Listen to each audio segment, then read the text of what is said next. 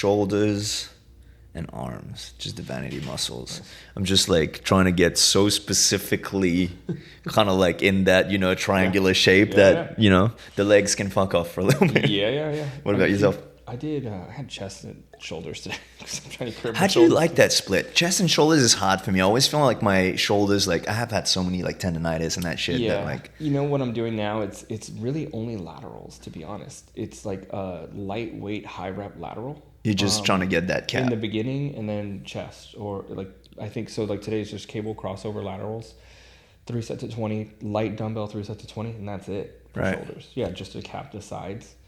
And then chest for the next hour and a half. What do you do for chest? Today we have heavy incline chest, so 4 or 5 sets of 8 to 10.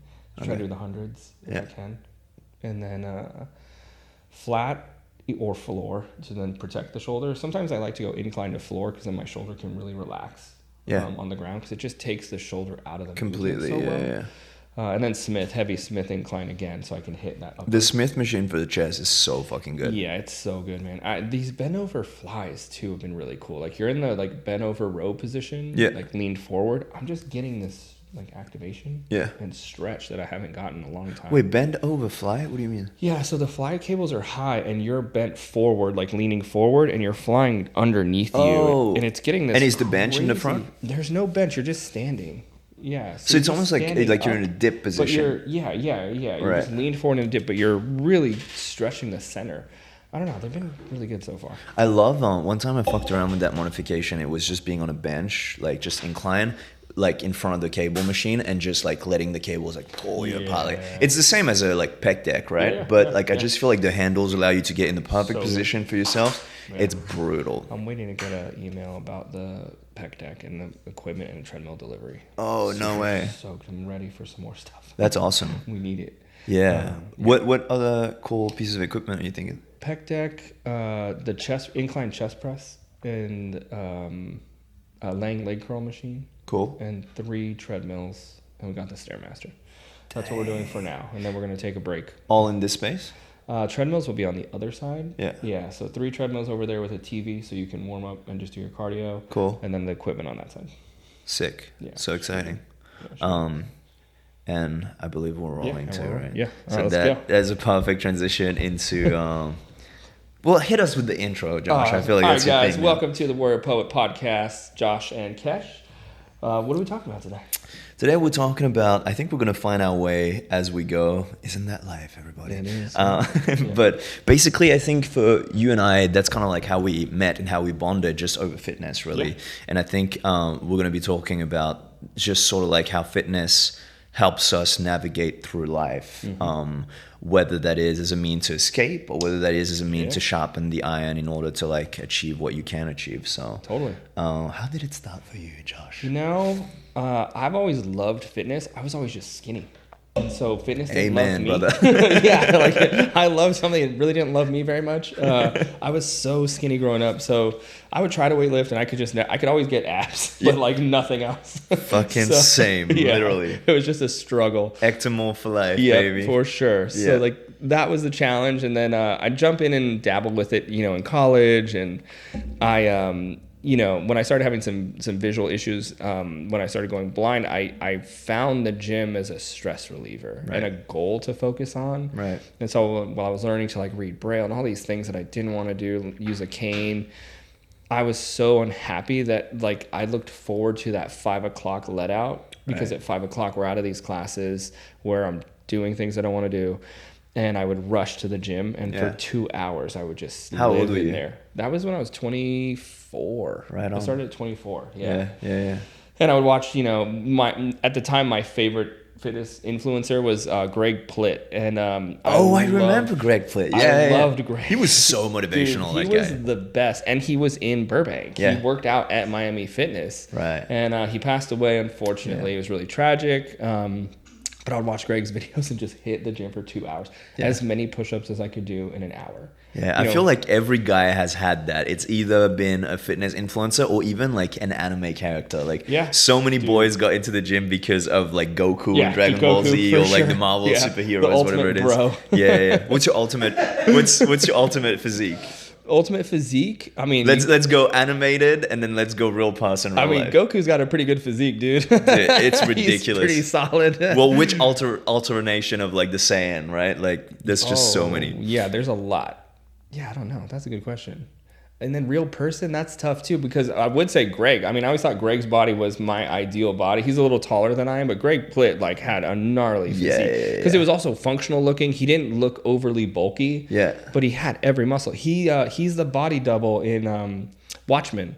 Oh, so is he? He's Dr. Manhattan, that like guy. Like that's Greg's body. He's not the actor, but yeah, they're using because he's just so anatomically perfect. That's such a flex. Yeah, that body. No, right? That's such a flex. Yeah, I think that physique is one of my favorites. Yeah, I don't know. I'm trying to you? think.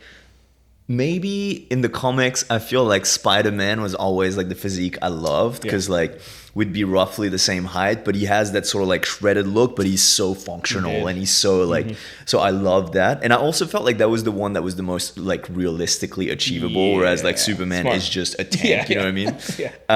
And in the real world, let's see. I'm not even gonna lie. When I was a kid, like growing up in New Caledonia, all the little island boys, myself included, like we all looked up to Jacob from Twilight so much because like we were the same age and we were going through the same puberty and transformation and all that. I mean, he was fit too, man. He would look good in those movies. He was, especially at the time, he was jacked, man. I remember just the traps and everything. But I think now, I'm trying to think. Yeah, Jacob from Twilight. I think no, the other one, the wolf. Yeah. Exactly. Taylor Lautner. I think now it would have to be. I don't know, man. I'm gonna have to ponder on that one. It's tough. Now it's hard because you can't tell like who looks like that. Like it's hard to tell on Instagram. Like if totally, like, it's just a challenge. I think because I've been looking into this lately, like current influencers, and I'm like, man. I just don't know. Right. Like I can't tell if that's what. And I mean, with like. AI, this is just getting worse and worse. It's a challenge. But I also think that, like, and this is, a little pat on the back for us. I kind of feel like, when we were younger, that sort of physique seemed so unachievable. And now looking back on it, I'm like, oh, okay, I kind of need new goals now because I feel like this is kind of like, Totally. But anyway, that's sort of like the vanity talk. But how'd you get into fitness? How to get into fitness, man? I was always working out when I was a kid. Ever since I can remember, I was either running around, climbing a tree. Like that's the beauty of like having grown up on an island. You're always connected to nature, doing stuff. But I think that I was always into team sports when I was a kid, which I later found out in therapy was probably something to do with wanting to shine amongst other people. Anyway, that's for another episode. And then as I grew a little older, I very much got into climbing, which led me to American Ninja Warrior, as I think we discussed before. Just general, I also went through a typical phase of like, when I was 18, like bodybuilding, the Arnold Schwarzenegger, guidebook to like, bodybuilding. Yep, we have that book here. Yeah, exactly. But I just feel like, now that I'm a little bit older, I've done the like pushing, ego lifting, all that stuff, which I think is necessary, if I'm honest, even though you can sort of like, collect injuries a little bit along the way. I just feel like now I've really, really gone to a phase of like, I want to be able to work out not just to look good. I also just want to be able to do this for a long time. Yeah. So the ways in which I've worked out definitely have had sort of like phases, but yeah. I like that. Because I agree. I think everyone has to go through that. Let's just move some weight phase. 100%. Just to feel what it feels like to get stronger. And again, you're going to gather some injuries here and there, hopefully not too bad, but it's nice to just do that and then realize, okay, that was a nice season, we're going to move on to the longevity is what I think a lot of us are at after that phase. Like right after that, like let's go heavy phase, it's okay. Totally. How do I work out till I'm 80? Yeah, I think I was a little harsh. I don't know about you. With myself though, I was a little harsh up until even like a couple of years ago. I was like, well, fuck, like why did I have to push so hard? Like look at all the injuries I have, snapped Achilles, wrist, this, blah, blah. And I'm kind of realizing that that's also kind of what your 20s are meant for. Like you have to push the machine, see how far you can take it, because you're not going to be able to do that forever. Yeah. That doesn't mean you have to be reckless. If you know how to avoid an injury, avoid the injury. But I just think it's important to see where you can take your mind and how far you can push it, which is kind of like tapping into what we discussed in the beginning of the episode. Like using fitness as a means to sharpen the tools that we have. Yeah. So I feel like that's really essential for that. How does that sort of like, to pass the mic on to you, how does that replicate in your life? Like, how do you use fitness in ways that can help build that mindset and just carry you even more? You know, it's funny. I think it starts out physical, right? I want to look really good. That's the goal. We get into the gym, want to look really good, or I want to get good at a certain thing. Right. I think what a lot of us quickly learn is how great it is mentally, and how well being disciplined enough to come in and work on a lift or work on a weight goal or whatever that is for you, a sports specific goal. Right. How good that is at developing habits that transition to your career or 100%. Your relationships outside the gym. You know, I'm a better person because of the gym. 100%. Like I use it for problem solving with my wife. You know, I think about, problem solving with my kids. Can you imagine mid-fight? Wait a second. Yeah, honey. I'm just going to go work out.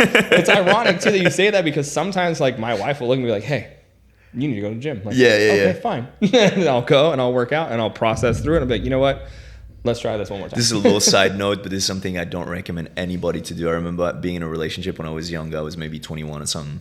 And I just took my pre-workout, and back in the days, that was when like your skin tingled everywhere, like no good. And then I got in a fight with my ex at the time. Getting in a fight when you just took pre-workout, no bueno. Amped out of your mind. Literally. Sorry, back into what we were talking about though. Yeah, it just is like you were saying. Really, it transitions. Not transitions, but it's sort of like replicates itself into everything that you do. That even outside of the gym. I think it also shines through too, and it shows that discipline level. I'm a big believer in when I walk in a room, like my body says something that I don't need to say. It says that I'm disciplined. It shows you can't hide anything. Your body shows what your habits are. Right. And you don't need to be shredded, but even just in a suit or in a button-up shirt, walking in and being able to feel confident, and people know like, oh, like clearly this guy has routines. He does something. I myself, having grown up like you, where I was very much embarrassed, ashamed of how skinny I was. Like I remember like, growing up, like everybody would go to the beach all the time, but I could literally see my ribs on my chest. So I would always pretend like I was cold and put my hands there even though I wasn't. And I just think that it's also interesting because in the culture nowadays, I think we've done an amazing job of like swinging the pendulum to the other side, where we're like, well, no, accept yourself as you are. You don't need to work out. You don't need to look this way, that way. And although that's true, I really do think that, especially as a man, it does something for your confidence. It grounds you to know that like when you walk into a room, you have a certain sort of like, I hate myself for saying this right now, but a certain like aura that you have just because, you feel strong, you feel solid, you feel confident. It impacts the way that you move into the world, I think. And that's not to be sort of like minimized, No, you're 100% right. I think, and it's not, here's the thing, I guess, right? You get to also choose. That doesn't need to be in an arrogant way. Right. It really doesn't. Yeah. It can just be a quiet inner confidence where I do the work, it shows through. And I did grow up like you, and I jokingly tell people all the time, like I used to have like a vert ramp for a chest, like just like a negative chest, like there was nothing there. And I felt the same way for such a long time. And being able to feel good in your own body, whatever that is for you too, right? Whatever that is for you is for you. Yeah. For me, it's feeling fitter. I just like that feeling. It makes me feel more confident. Totally. And that's the one that I choose, And I also think that like, and I think we need to make this very clear. You can be an amazing person whether you work out or not. Totally. That is not, we're not on the Bro podcast. This is the Warrior Poet podcast. But I think that one thing that I know off the bat about someone when I meet them and I can tell they work out is that I know they have discipline. You can't get in shape if you're not disciplined. And I, going back to that quiet statement you make, I do think that makes a difference. When you meet somebody, you just go, oh, okay, you know how to work hard, which is, a really positive thing. I'll give you an example of that point exactly. And I had my friend send the termite inspector over to our house, and he sent 2 people. He's like, hey, I think we have termites. Can you send people over?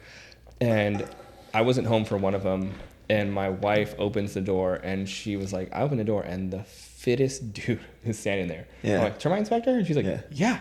Just like really fit. And I was like, wow, like, what do you think? She's like, I thought like, man, I wish I would have put my makeup on, done my hair. I'm like, just to talk to him? She's like, yeah, he was so good looking. And I met him probably the next day. He came back. And as he's walking up, I was like, oh, like I already kind of want to work with this guy because he looks like he's. You're also like, I should have done my makeup. Yeah, I should have done my hair too.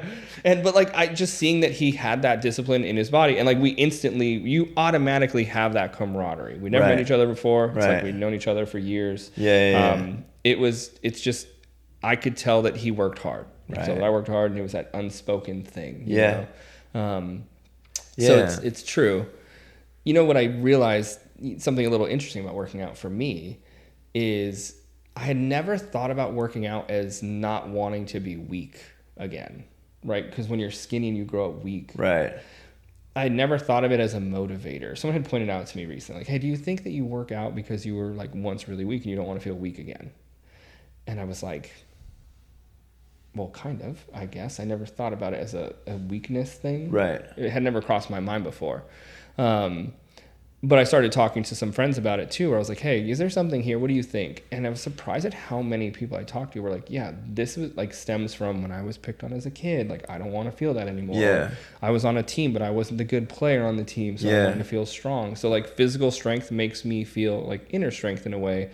And I'm kind of paying it back to that little version of me. Right. And I was like, whoa, man, I've never really thought about it. But I love that difference in wording though, because I think it's one thing to want to do it because you don't want to be weak. You know, it's kind of like the basic principles of goal setting. Like it's always more powerful if you go into a statement that's a positive. Like not wanting to be weak is a bit of a negative, but like you said just a second ago, wanting to be strong, that's really empowering because it almost like opens up this thing where like the sky's the limit. You just have a goal and like, you know, you just plow away. It's an interesting concept to think about, you know. There's all different motivators to be in the gym, obviously. But I think as a skinny guy too, that's definitely one of them, you know. Like you just grow up so weak feeling.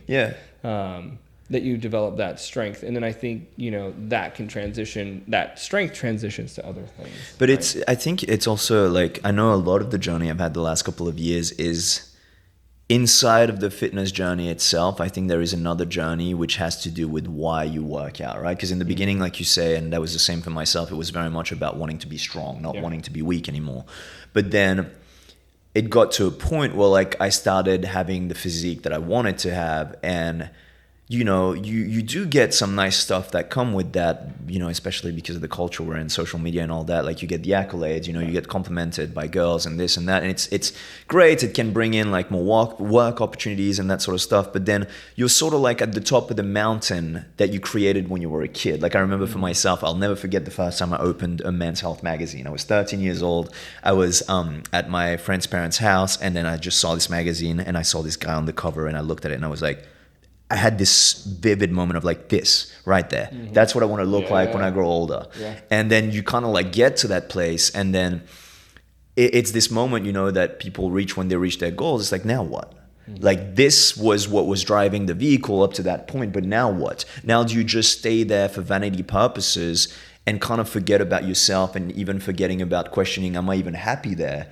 Or do you sort of like start investigating a little further? And I was realizing for myself that, I got to that mountain, to the top of it, looking the way I wanted to look, but I kept compiling injuries because I wanted to stay there at all costs. Yeah. And I think there's been a bit of a shift, and I'm curious to hear if it's the same for you. There's been a shift in terms of, okay, well, now that I got there, sure, I want to stay there to some degree, but is there something more fulfilling inside of this journey, more fulfilling than just wanting to look a certain way? Can I also feel good? Can I just feel good even if I don't look exactly like that? There's almost like a certain like emotional, spiritual level of awareness that needs to start developing, because otherwise you just break yourself trying to stay at the top of that mountain. Yeah, the breakdown is real.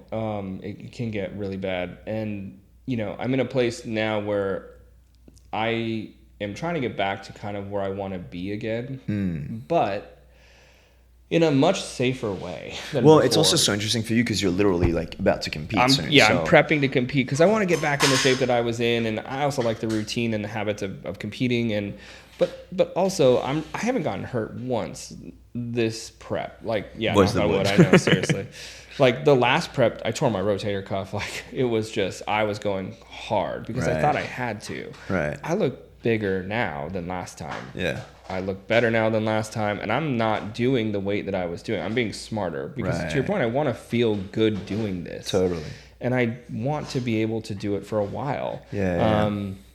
Until the next goal or the next project. You know, I think it'd be really fun to get into jiu-jitsu and learn how to roll again. It's been a long time, but for now, like bodybuilding is the thing, but I can be smart about bodybuilding. Yeah. You know, like I can do this in a way where I can look the way that I want for a competition. Right.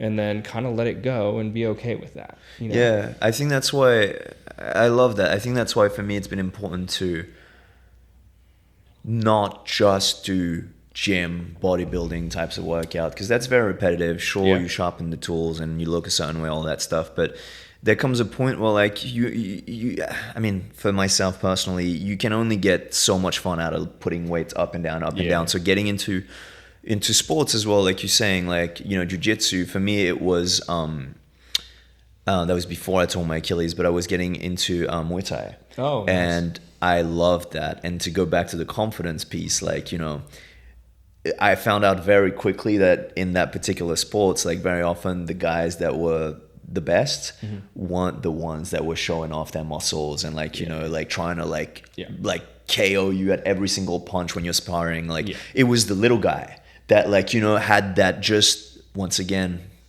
aura about them, that they would just walk around and they had nothing to prove.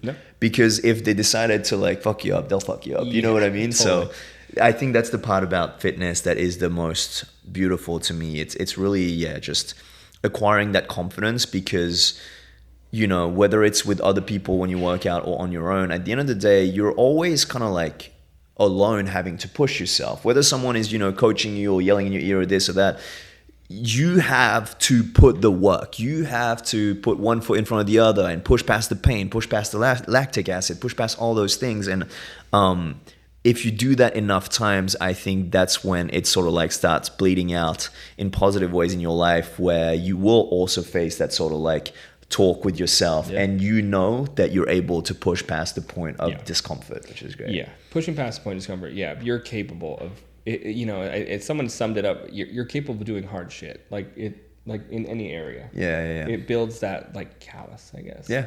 It's that Goggins thing. Like when you think you're done, you still have 40% more. Like, yeah, that's right. Exactly. Who's gonna carry the boats? Oh no, dude, the that logs. guy's wild, bro. I can't. All right, let's wrap it there. Let's wrap it up. Good. All right. Warrior Poet podcast on Instagram, on socials, YouTube. Check us out. Comments. Let us know what brought you into the fitness world and what your fitness thing is. Like, there's so many cool options. Like, what do you do for physical activity? Let us know. We'll reply. And thank you guys so much. And see you next time. I'm gonna hit a workout now. Let's go.